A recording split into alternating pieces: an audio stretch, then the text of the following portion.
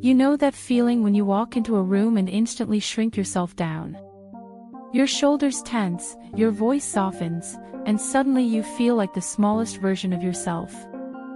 It's almost ridiculous how fast your brain switches from "I'm that woman" to "please don't look at me." And the worst part? You know you're capable, smart, and magnetic, but your confidence disappears the second pressure walks in.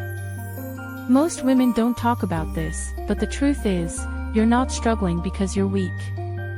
You're struggling because no one ever taught you how to hold your power around people who intimidate you.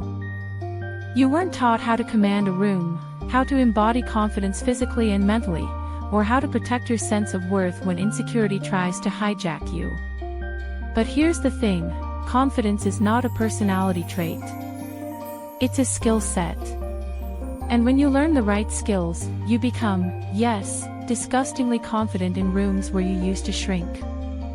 In this video, you'll learn the exact psychological principles that help powerful women, the Anne Hathaways, the Rachel McAdams, the Megan Foxes, move with unshakable presence, no matter who is watching. And you'll learn how to apply them instantly, in real-life situations.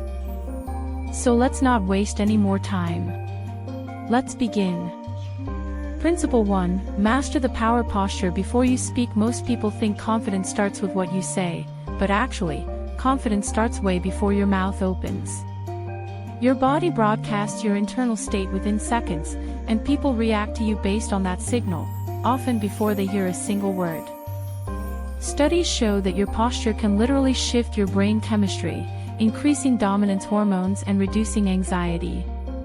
That's why charismatic women don't just look confident, they condition their nervous system to feel confident. Psychologically, this works because your brain reads your body the same way other people do. When you shrink, rounded shoulders, collapsed chest, eyes down, your brain interprets that as danger. But when you expand, lifted chest, grounded stance, intentional movements, your brain says, "We're safe. We belong. We can handle this." Think about Megan Fox on red carpets. She's not rushing. She's not fidgeting. She moves like a woman who owns the air around her. Her posture tells her brain, "We're in control," and the world believes it. Here's how you do it. Shift your weight evenly, no leaning, no shrinking. This instantly grounds your presence. Pull your shoulders back and down to open your chest. Open posture subconsciously signals significance. Slow every movement by 10. Confident people never rush. Rushing equals insecurity. Hold eye contact for 1 extra second when greeting someone. It creates instant authority. Speak on the exhale, not the inhale. It keeps your voice steady and prevents nervous tension. Once your body communicates power, your mind follows, and the room responds. Now that you've mastered physical presence, let's move into the mental shift that makes you untouchable. Principle 2. Reframe the room, not yourself. Most women walk into a room and instantly start scanning for who's above them. Who's more successful, more attractive, more experienced, more socially dominant. But here's the truth you need to internalize. Rooms don't have power, you assign them power. And when you assign everyone else value while shrinking your own, you psychologically place yourself at the bottom without anyone saying a word. Research proves that your brain responds to perceived hierarchy, not real hierarchy. If you walk in believing everyone is better than you, your nervous system activates a threat response. But if you walk in believing you have value to offer, your brain relaxes, expands, and your confidence skyrockets. This is exactly how Anne Hathaway moves in elite Hollywood circles. She doesn't walk in acting like she's lucky to be there. She walks in like she belongs, because mentally, she does. She reframes the room as a space she contributes to, not one she has to earn approval from. Here's how you do it. Stop asking, "Do I fit in?" and replace it with, "What energy do I bring?" This instantly flips your mindset from needy to powerful. Identify at least one unique value you bring: warmth, intelligence, humor, insight. Walk in holding that. Tell yourself, no one here is above me. We're equals with different strengths. Say it until it feels true. Scan the room like a host, not a guest. Hosts evaluate, observe, and lead. They don't seek permission. Divide people into humans, not intimidators. It's psychologically impossible to stay nervous around someone you've humanized. Once you reframe the room instead of shrinking in it, you stop performing and start owning. Now that your mindset is solid, let's go into the next principle, the one that transforms the way people perceive you instantly. Principle 3. Speak with strategic slowness. Most people think confidence is about having the perfect thing to say. But actually, the real power comes from how you speak, not what you say. Studies show that confident people speak 10 to 20 slower than anxious people, with intentional pauses that signal authority, certainty, and self-trust. When you rush, you signal fear. When you slow down, you signal power. Psychologically, this works because your pace communicates emotional control. Fast talking tells the room, I'm trying to prove myself before you reject me. Slow talking says, I'm not afraid of your judgment.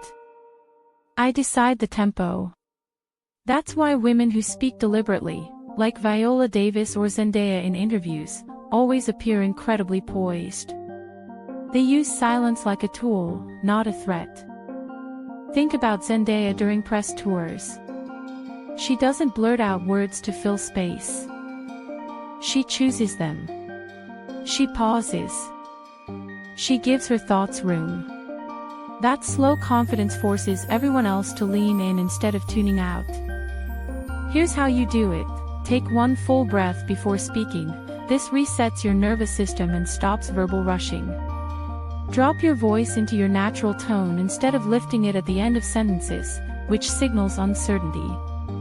Use pauses intentionally, before your point, after your point, and between ideas.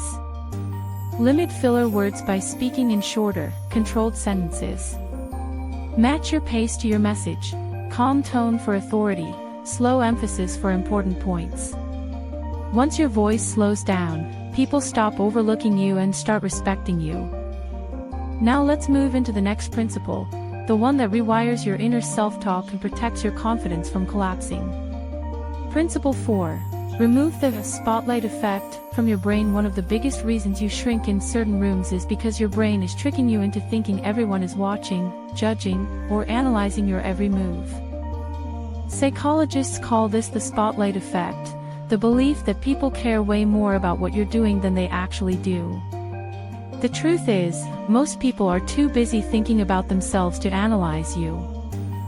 Research proves that when anxiety rises, your self-focus increases. Your brain becomes hyper-aware of your flaws, so it assumes everyone else sees them too. But confident women understand this: your perception is not reality. What feels like a spotlight is usually just your own attention turned inward too intensely. Look at someone like Rachel McAdams. She's been in massive films, she's worked with the biggest names, and she still somehow moves with this grounded, relatable aura. Why? Because she doesn't create imaginary pressure.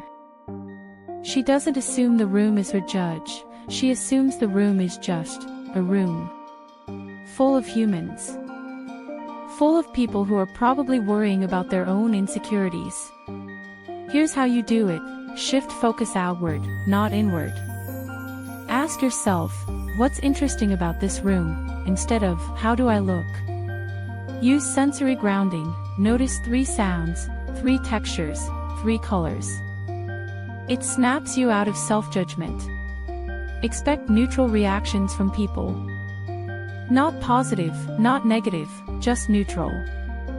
It removes pressure. Label what's happening. This is the spotlight effect, not reality. Naming the thought weakens it. Redirect attention to curiosity. Confident people observe, insecure people self-monitor. When you stop imagining the room watching you, you actually gain the freedom to take up space in it. Now that you've diffused the pressure inside your head, let's go to the final principle, the one that creates permanent, unshakable confidence.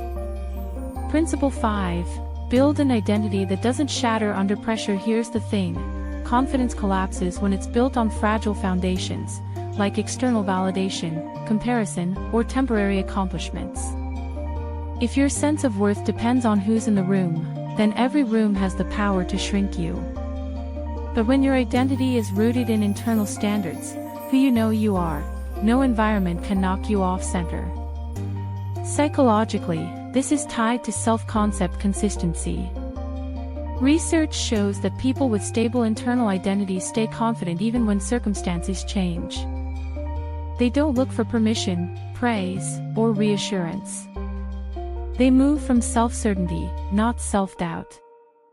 This is why someone like Viola Davis radiates power. She's not trying to be impressive. She's anchored. She knows her story, her values, her strengths, and because she knows who she is, no room feels too big.